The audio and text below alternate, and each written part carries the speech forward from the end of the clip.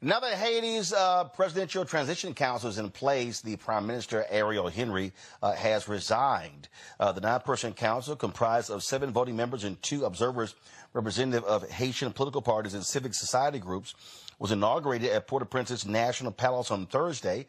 They will spend the next several months trying to create stability in the Caribbean country that violent gangs have overrun since the 2021 assassination of Haitian President Johanna Johanna LeBlanc, partner at the Adomi Advisory Group, has served as a foreign policy advisor to the Haitian government and recently served as a senior staffer in Capitol Hill. She joins us now to discuss what happens next. Johanna, glad to have you here. So, look, at the end of the day, they've got to get a hold of security. You cannot have these gangs controlling the country, but that also means having some sense of stability. Who can actually lead this country to a sense of normalcy? Thank you, Roland. It's always a pleasure to join you. So now that the Presidential Council has been installed, the next step will be to appoint a prime minister, and then the prime minister will create a cabinet of ministers. And the whole purpose is to, one, ensure the smooth transition of the Kenyan-led mission into the country, to help address the insecurity crisis in the country, and two, to also organize free, fair, transparent, and inclusive elections in the country that is scheduled to happen in November of 2025. But there are a lot of concerns. The people on the ground are concerned about the Kenyan-led mission coming into the country, and rightfully so, because previous interventions in the country have failed greatly, in particular when the United States occupied Haiti for over 20 years. And then you had the UN mission that came into the country, brought cholera, which led to the killing of countless Haitians and left many Haitians sick. So rightfully so, they're skeptical. But what I think, though, with the Kenyan-led mission is that President Ruto has demonstrated himself to be a Pan-Africanist. I think it's a great opportunity to have another Black nation supporting another Black nation and finding stability. But there will certainly be challenges, and I think President Ruto is up for the challenge. Yeah, a lot of challenges, but also you have all of these conflicting parties, and it's like, how will folks be satisfied if you can put leadership in place that will act from a presidential level, prime minister level, from a government level to get things going? Because it just seems like, Haiti is in a constant state of drama and instability and insecurity. Yeah, since 1986, the country has dealt with severe instability. You are absolutely correct. And the country is on its knees. Haiti, something that I think that's important for the viewers to understand is the role of Haiti in the liberation movement. Haiti, as the first Black independent country in the world, its independence was not just about Haitians liberating themselves from the oppression and suppression of France, but it was also about liberating other Black folks, right? So a year after the country gained its independence, it amended its constitution to make it such that anyone who is Black who were to step foot on Haiti's soil would be considered free. A white man could not own land in the country nor be a slave master. So those sort of laws severely undermined the notion of white supremacy, and Haiti had to pay a price for that. One, the reparations and the billions of dollars to France, and the United States did not recognize Haiti as an independent state for over 60 years. And beyond that, Haiti helped with the independence of many countries across the region. So now Haiti has helped its friends, its neighbors. Haiti is now on its knees, and it is time for the rest of the world to support Haiti. And this is why I welcome President Ruto's mission into the country. It shows solidarity, it shows Pan-Africanism, and I think it's also an opportunity for President Ruto to show to the rest of the world what a prosperous collaboration could look like between two Black nations. Question from the panel. Michael, you first. All right, thanks for coming on and giving us an update on Haiti. I had 2 quick questions. One is Can you explain the purpose of the gangs ousting Ariel Henry, number one, Prime Minister Ariel Henry, and we know they released about 4,000 gang members prisoners from prison as well, number one. And number two, understanding the history of the U.S. involvement in Haiti and destabilizing Haiti, stealing $500,000 worth of gold in 1914, the Marines, and then ruling Haiti for 19 years. Is there a role that the U.S. should play in stabilizing Haiti, or should the U.S. just stay out of it altogether? Sure. I think your question is two prongs, right? The first one is about the gangs. First and foremost, the gangs that we are seeing in Haiti, they're not driven by an ideology. They're not driven by a belief system. They are driven primarily because of the lack of economic opportunities that exist on the island. And secondly, they exist because they are being financed by political elites, by some members of the oligarchs, and so on. And many of the guns that they use to terrorize people in the country actually come from South Florida. So when people ship cars and cargoes to the Republic of Haiti, they sneak guns into them, and because there's not proper inspections, they end up in the hands of bad actors in Haiti, then distributed to the gangs. So what you saw recently is that in terms of the oust of Prime Minister Ariel Henry, is that the gangs formed a coalition and said, let's work together. Let's get rid of Prime Minister Ariel Henry. And they successfully did that. Something that many people in the country, many sectors in the country, members of Congress had been calling for Prime Minister Ariel Henry to resign, and he didn't do so, right? So it took the gangs to play a significant role in the ousting of Prime Minister Ariel Henry. Now, your second question about the role of the United States government. One, yes, I think it is a great idea that a Kenyan-led mission is coming into the country to help address the insecurity crisis. But Kenya is going to leave at some point. Now, what's going to happen? Right. So while Kenya is in the country, we have to help to strengthen the security institutions that currently exist. One, the Haitian National Police, severely underfunded, severely lack the equipment and recent technology to fight these gangs. They need to be further strengthened. Two, the United States has invoked the Leahy Act, which makes it unlawful for the use of U.S. funding for the purpose of the Haitian military. No state should be without a military. That's just unacceptable. And the military is to fight external threats as well as internal threats. So right now, as we speak in Haiti, as we speak today, although Haiti has a military, it does not receive any sort of support from the United States government. So I think the U.S. should support the Haitian state and strengthen its security infrastructure so that when Kenya leaves, Haiti can fight and fend for itself. All right, thank you. Matt?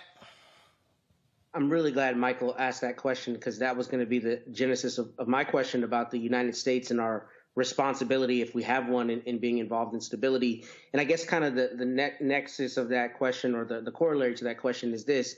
Is there a potential for Haiti to have an international law claim to say essentially the United States has passed legislation preventing support of the Haitian military, but, we go around the world as the world police and give money to other institutions and states all the time, right? I mean, we're funding a lot in Ukraine. So is there any basis for an international law claim against the United States or other nations for expressly disallowing support to the Haitian military?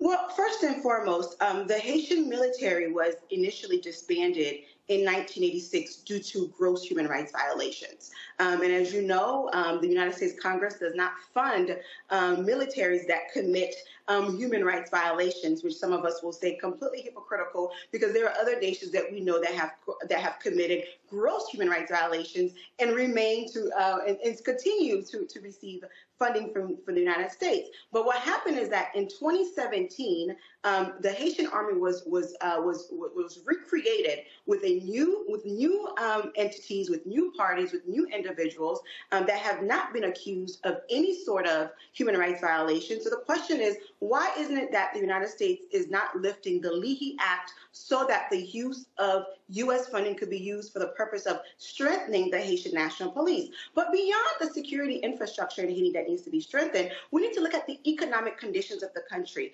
Many of these challenges that we see is caused by lack of jobs. More than 60% of the Haitian population is unemployed, and about 80% of Port-au-Prince is controlled by gangs. So what needs to happen is that in addition to humanitarian assistance, in addition to security assistance, the U.S. government must also, Congress in particular, must pass an economic package to revitalize the country's economy and help with the creation of jobs and the creation of various infrastructures such as roads and buildings and ports and so forth.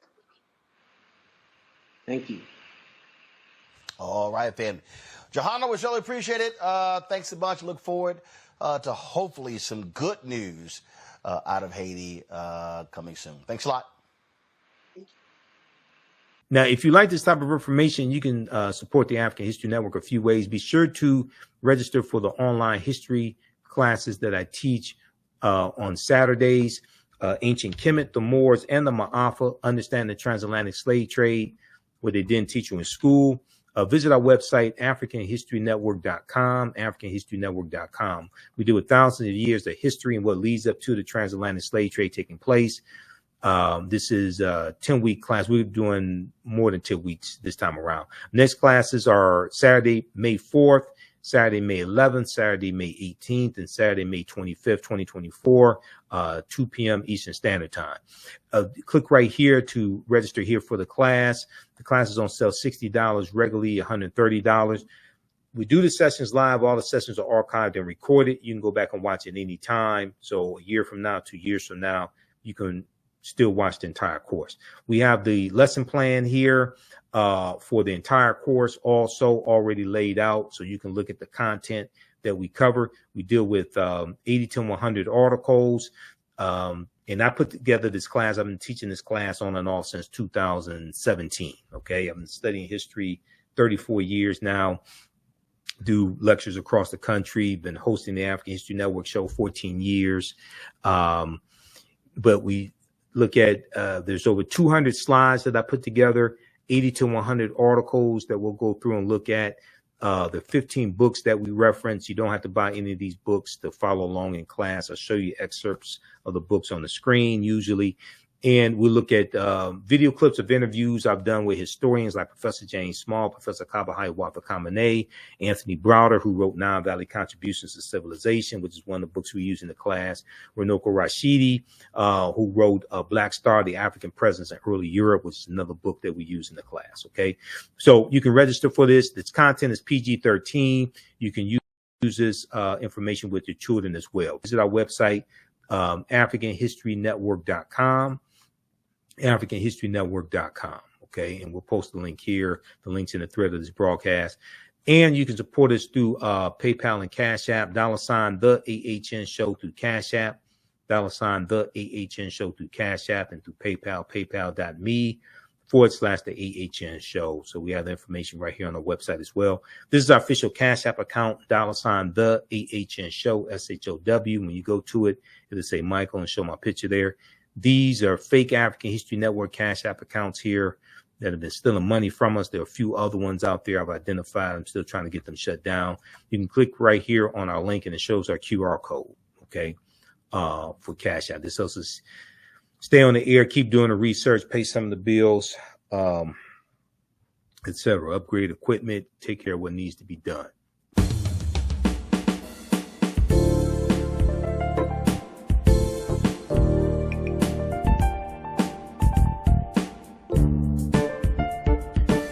All right, how's everybody doing today? Hotep, hey, this is Michael Imhotep, founder of the African History Network, host of the African History Network show. I'm a show host, researcher, lecturer, writer, and historian. It is Sunday, May 22nd, 2022, and we are live. I want to come on for a few minutes and talk some about a New York Times series that I saw today dealing with Haiti and the Haitian Revolution, and also do a brief overview of a 10-week online course that I teach on Sundays, from the Civil War to the Civil Rights Movement and Black Power, 1865 to 1968. And we'll teach another session of that class today, right after we finish this broadcast here. Normally I do it on Sundays, 2 p.m. to 4 p.m. Eastern Standard Time. And the Haitian Revolution is one of the things that I talk about in the class. The Haitian Revolution, the Louisiana Purchase of 1803, those are all directly connected. The U.S. Civil War, Civil Rights Movement, Black Power Movement, we deal with all that. But the Haitian Revolution and the Louisiana Purchase, where the U.S. gets 828,000 square miles of land from France for $15 million because France is trying to raise money because they're going almost bankrupt fighting against the Haitians in the Haitian Revolution. All this is connected. So I want to look at, first, I'm going to show you some of the slides in the online class that I teach. But I want to look briefly here at one of the huge articles that the New York Times has that came out May 20th, 2022, okay? Demanding reparations and ending up in exile. Demanding reparations and ending up in exile. This deals with Jean-Bertrand Aristide, who was president of Haiti in 2003. But this also ties to the fact that France forced Haiti, with the threat of another war, to pay reparations to France. Okay, France demanded 150 million francs, which in Haiti ended up paying $560 million in today's dollars to France in reparations for the Haitian Revolution. But if we look at this quickly here, this is some fantastic reporting done by the New York Times. Constant Mayotte, Catherine Porter, Salim Gebrekadan, and Matt Apuzzo. But Jean-Bertrand Aristide, who in 2003 was the president of Haiti, and he was the first democratically elected president of Haiti. He said, this was during he was on stage. This was during an event that was taking place. And he said, Haiti deserves reparations from France. Basically, he said reparation boomed Jean-Bertrand Aristide, Haiti's firebrand president, to the cheers of the farmers and workers and students in the crowd. Okay. Reparation, Haiti's firebrand president, to the cheers of the farmers, workers, and students in the crowd. The French ambassador, sitting on stage, hid his alarm behind an awkward smile. He knew Jean-Bertrand Aristide well enough. He knew Jean-Bertrand Aristide well enough to expect barbs at Haiti's former French colonizers and slave masters. But on April 7th, 2003, the president suddenly started calling for reparations. President Jean-Bertrand Aristide suddenly started calling for reparations. A bombshell that became a hallmark of his presidency. And diplomats now concede part of his undoing. Diplomats now concede that was part of his downfall and undoing, and while he was taken out of power by France and the U.S. government. Now, the French ambassador said we had to try to diffuse it. We had to try to diffuse it. Yves Goddard said of Jean-Bertrand Aristide's call for reparations, calling it an explosive. Okay, here's a drawing of Jean-Bertrand Aristide and Yves Goddard. So with his remarks, President Jean-Bertrand Aristide tried to excavate a history that remains all but buried in France. Long after the Haitians threw off their shackles in the Haitian Revolution in 1791 to 1803. Haitians declared their independence January 1st, 1804.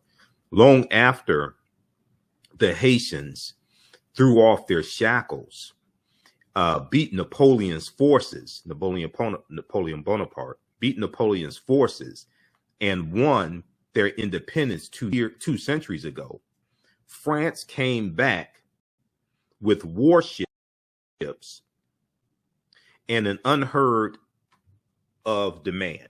France came back with warships and an unheard of demand that Haitians pay astounding amounts of money to their former slave masters or face war again. France forced Haiti to pay France reparations for the Haitian Revolution and the damage that Haiti did to France. Well, you were the ones enslaving the Haitians. You were the ones enslaving these Africans. Here's a picture of former President Jean-Bertrand Aristide. So Haiti became the first and only nation to pay reparations to its former masters and their descendants for generations.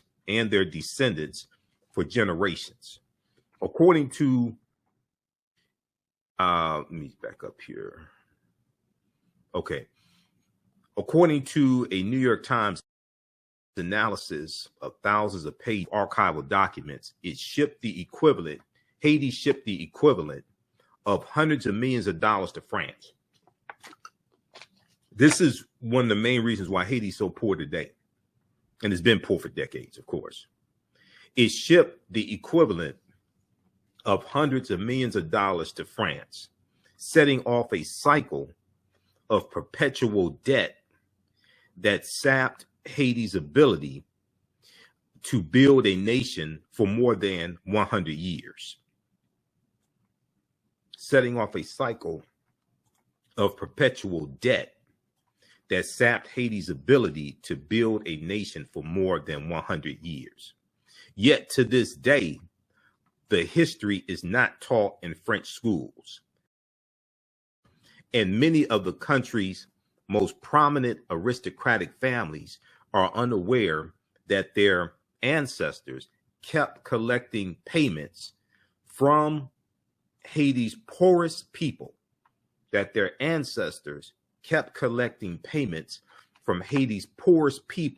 long after the end of slavery. Now, President Jean-Bertrand Aristide, Haiti's first democratically elected president after decades of dictatorship, wanted France to do far more than acknowledge its past. He wanted restitution. President Jean-Bertrand Aristide said, "What beautiful schools, universities, and hospitals we will be able to build for our children," he told the crowd. How much food we will have in abundance. Now, the consequences were immediate and lasting.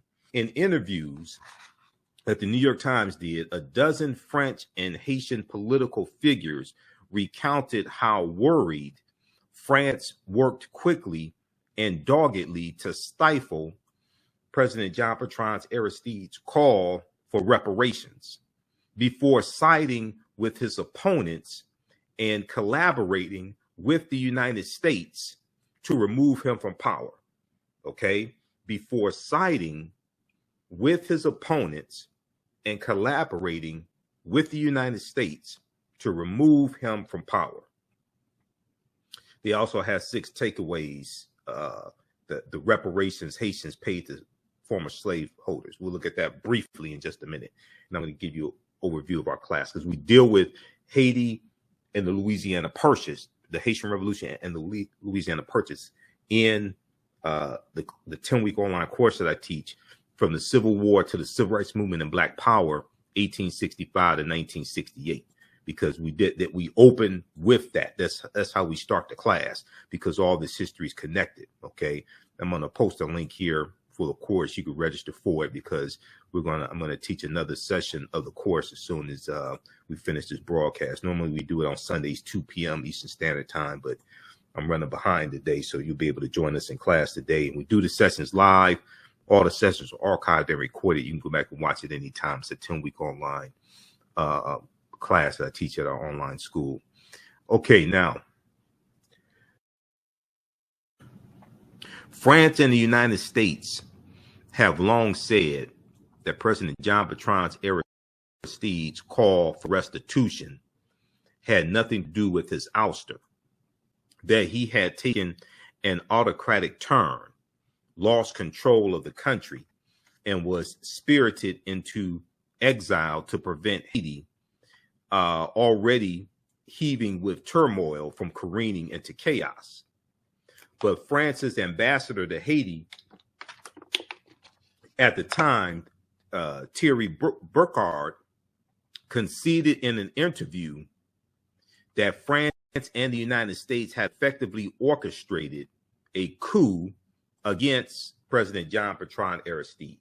Okay, France's ambassador to Haiti at the time, Thierry Burkhardt, conceded in an interview that France and the United States had effectively orchestrated a coup against President Jean-Bertrand Aristide, and that his abrupt removal was, quote, probably a bit about his call for reparations from France too.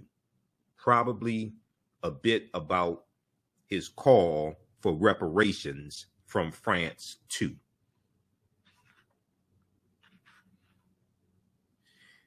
So Thierry Burkhardt, ambassador to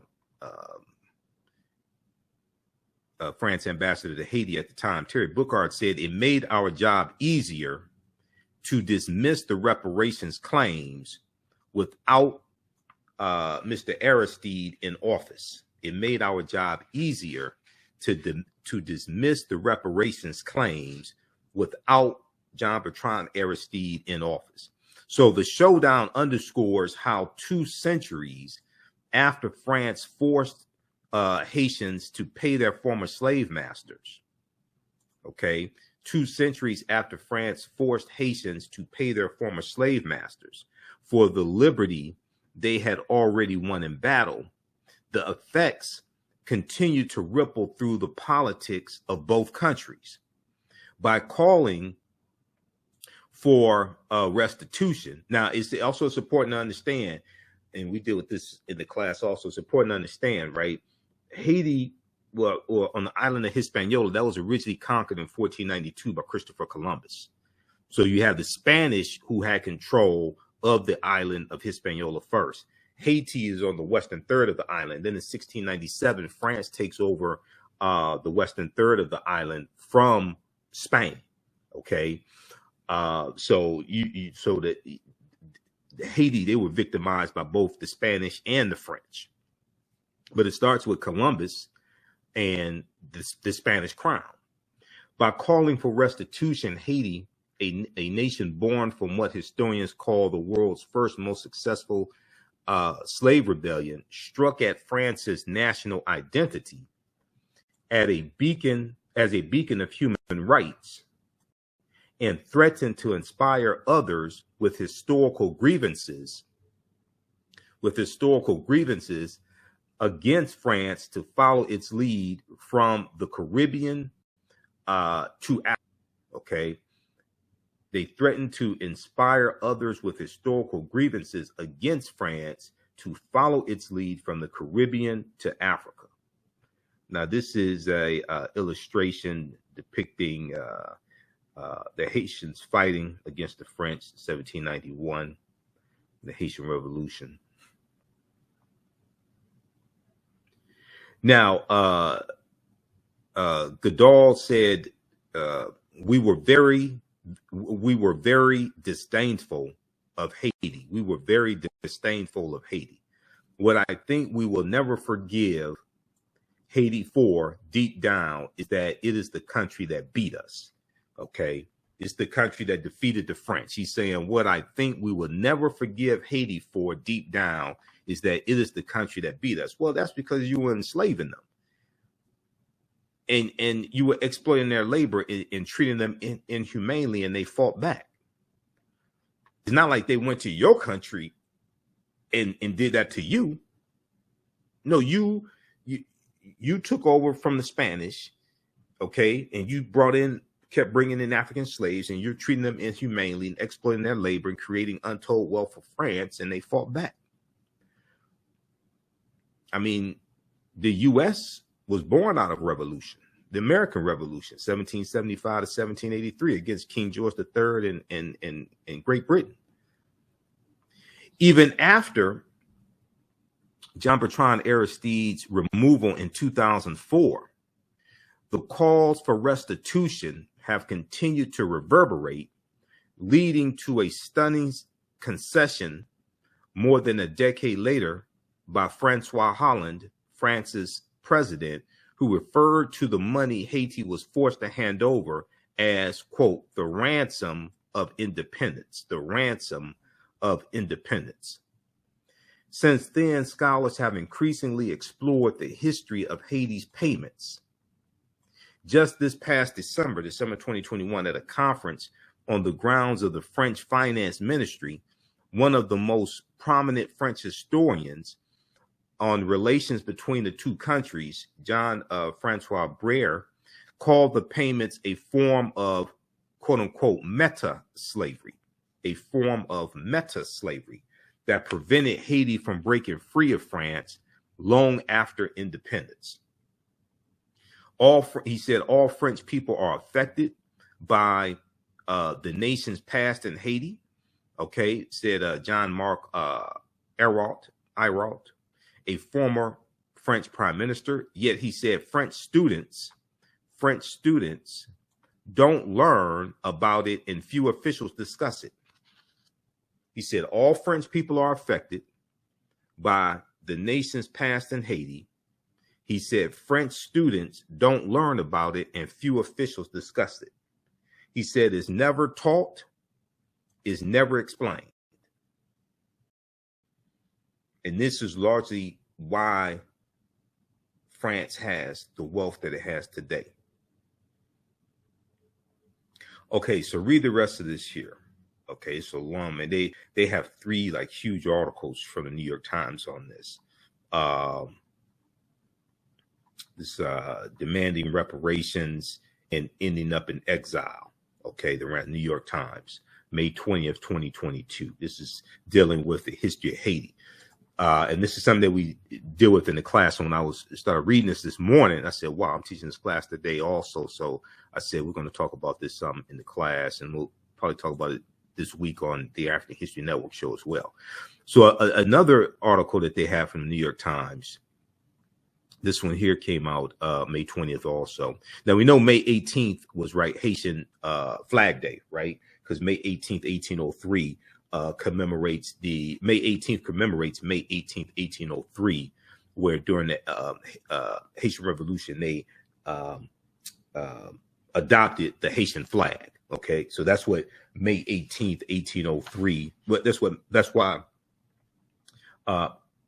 Haitian Flag Day is May 18th. Okay, there's a good article on this. Is a good short article from Caribbean National Weekly. Caribbean National Weekly. So if you saw like some Facebook posts from some of you, or social media posts from some of your friends that have a Haitian background, okay, on May 18th, and they were talking about Haitian Flag Day. Okay, that's what that deals with. So Caribbean National Weekly. Now this article is from 2020, but May 18th, and it talks about Happy Haitian Flag Day. Okay, and the origins of the holiday. So Toussaint Louverture was captured by the French in 1803. After Jean-Jacques Dessalines and other leaders, let's see if we can increase the size of this. After Jean-Jacques Dessalines and other leaders decided to continue the fight and march on what is now Port-au-Prince in Haiti, they wanted to carry a flag that would represent their troops. On May 18th, 1803, they pieced together a design for the official flag. Since then, May 18th has been known as Haitian Flag Day. May 18th is known as Haitian Flag Day. The design of the new flag began with the French flag made of blue, white, and red bands. The white band was removed to indicate that the French no longer controlled the colony, of Haiti. A woman named Catherine Flon, F-L-O-N, sewed the new flag together using vertical bands of blue and red cloth. Blue represented blacks and mixed race people, and red symbolized their blood. Okay. Over the years, the nation's flag has been modified several times, but Flag Day itself has remained the same as the day the nation's flag was first sewn together. May 18th is a major national holiday in Haiti. Okay, so check that out. And this is from CaribbeanNationalWeekly.com. All right, so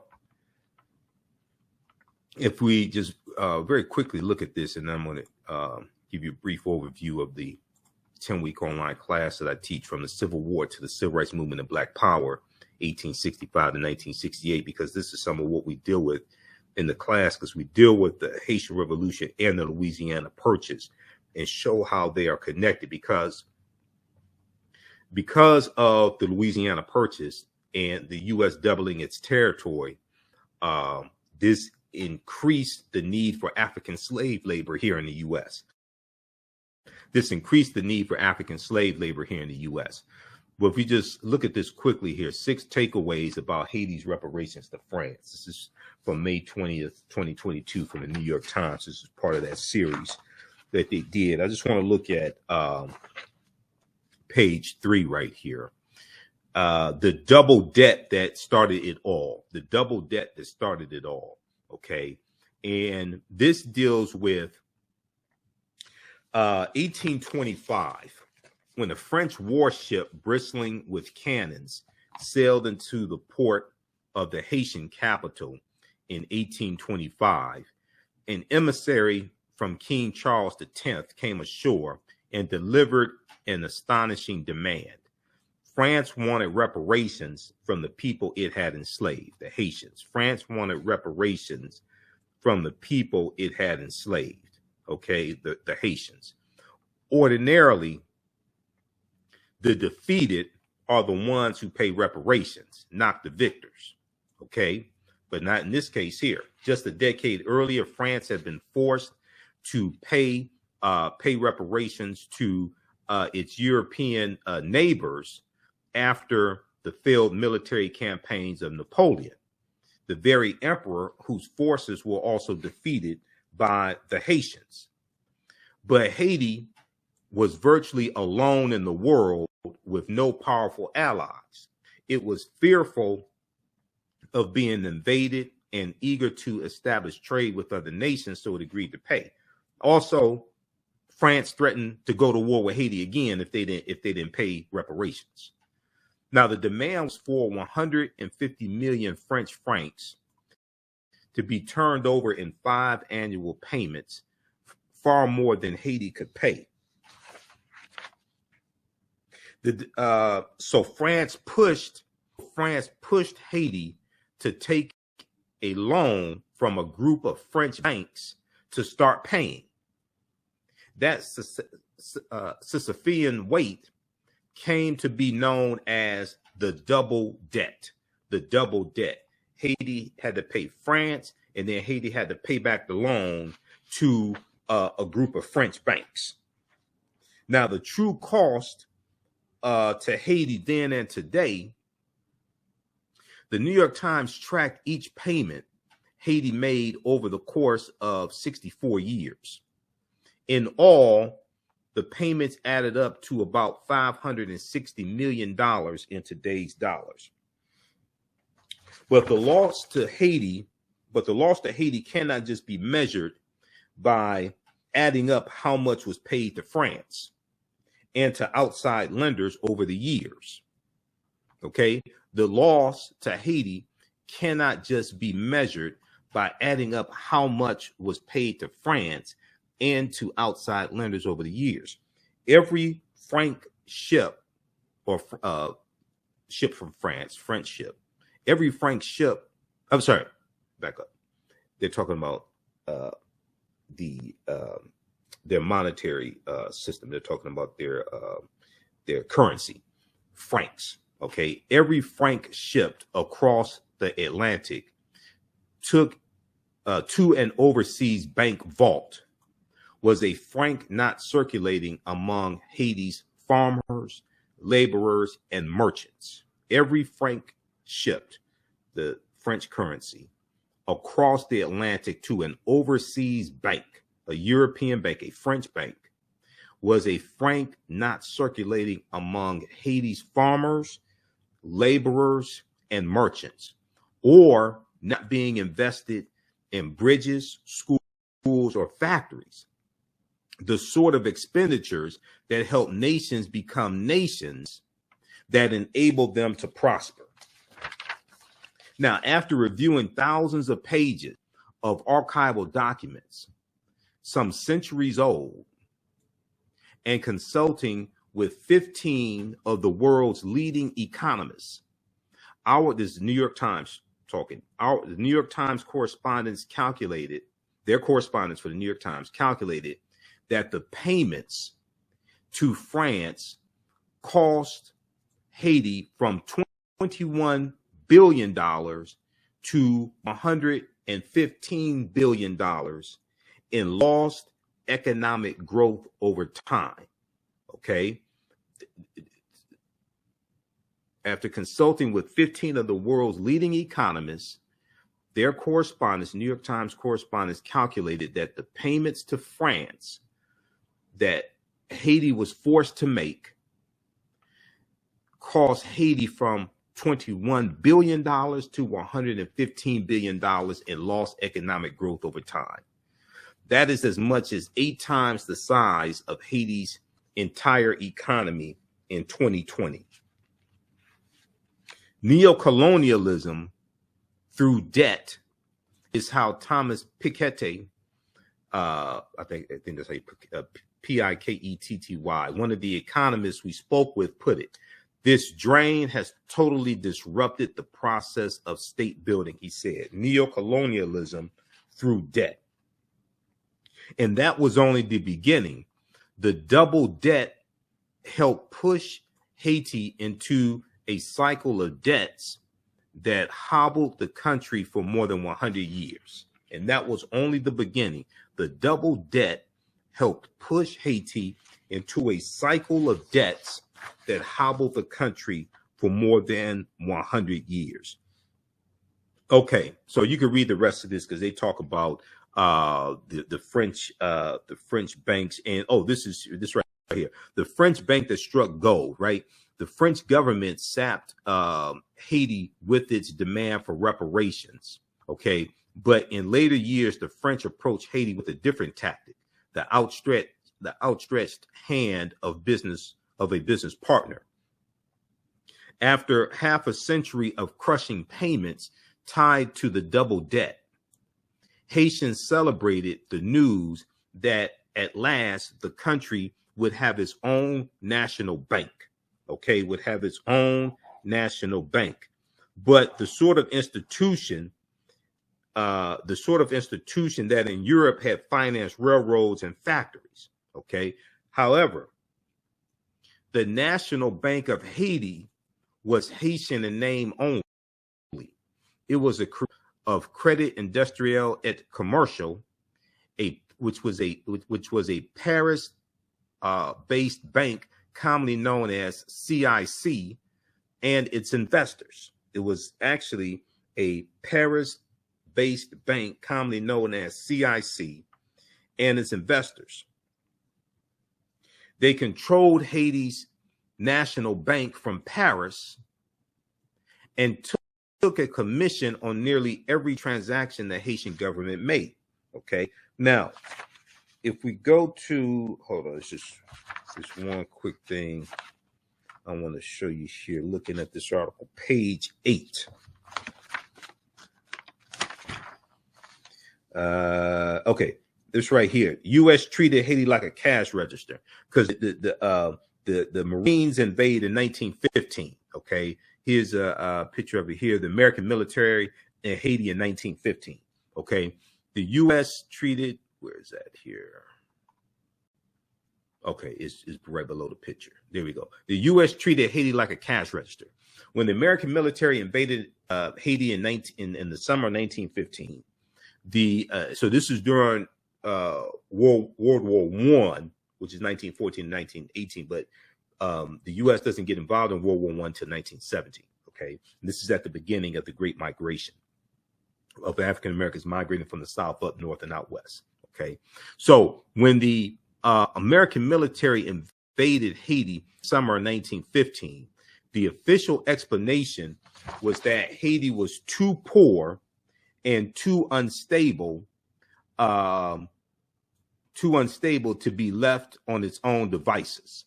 The official explanation was that Haiti was too poor and too unstable to be left to its own devices. U.S. Secretary of State Robert Lansing made little effort to mask his contempt for the African race, quote unquote, African race, casting the occupation as a civilizing mission intended to end, quote, anarchy, savagery, and oppression, end quote. But a hint of other motives had come the winter before, when a small team of Marines entered Haiti's national bank and strolled out with $500,000 in gold.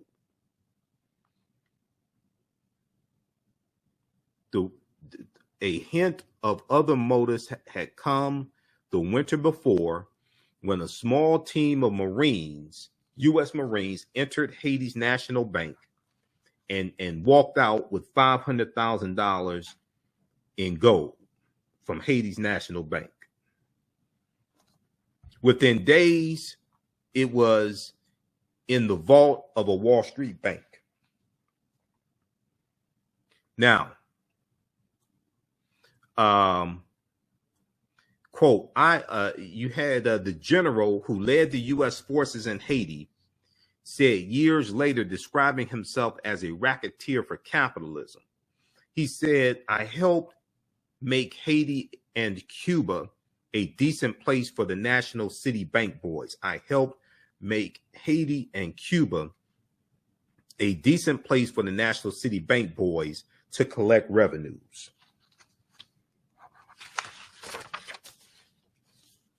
Now, National City Bank was the predecessor of Citigroup Bank. National City Bank was the predecessor of Citigroup Bank, and along with other powers on Wall Street, it pushed Washington to seize control of Haiti and its finances. Washington, D.C. It pushed Washington, D.C. to seize control of Haiti and its finances, according to decades of diplomatic correspondence, financial reports, and archival records reviewed by the New York Times. For decades to come, the United States was the dominant power in Haiti, dissolving parliament at gunpoint, killing thousands, and shipping a big portion of Haiti's earnings to bankers in New York City, while the farmers who helped generate the profits often lived near starvation. Some historians cite tangible gains for Haiti during the U.S. occupation, like hospitals, 800 miles of roads, and a more efficient civil service. But they also point to the American use of forced labor, with U.S. soldiers tying up workers in ropes, making Haitians build roads for no pay, and shooting those who tried to flee.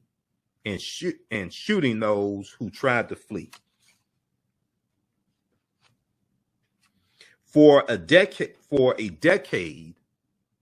a quarter of Haiti's total revenue went to paying debts controlled by National City Bank here in the U.S., which became Citigroup Bank, and its affiliates, according to nearly 24 annual reports prepared by American officials and reviewed by the New York Times. At times, the American officers who controlled Haiti's finances spent more of its money paying their own salaries and expenses than on public health for the entire country of about 2 million people.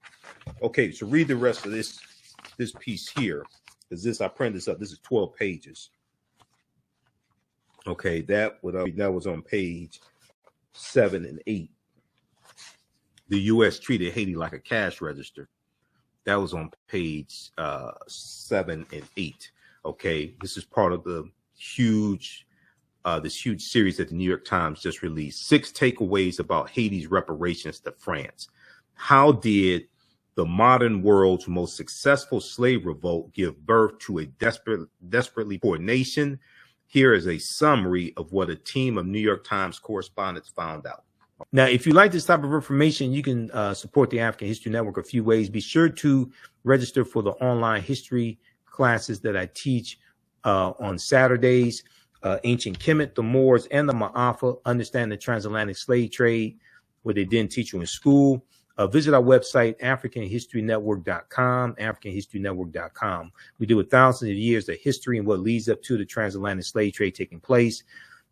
This is a 10-week class. We're doing more than 10 weeks this time around. Next classes are Saturday, May 4th, Saturday, May 11th, Saturday, May 18th, and Saturday, May 25th, 2024, 2 p.m. Eastern Standard Time. Click right here to register here for the class. The class is on sale $60, regularly $130. We do the sessions live. All the sessions are archived and recorded. You can go back and watch it any time. So a year from now, 2 years from now, you can still watch the entire course.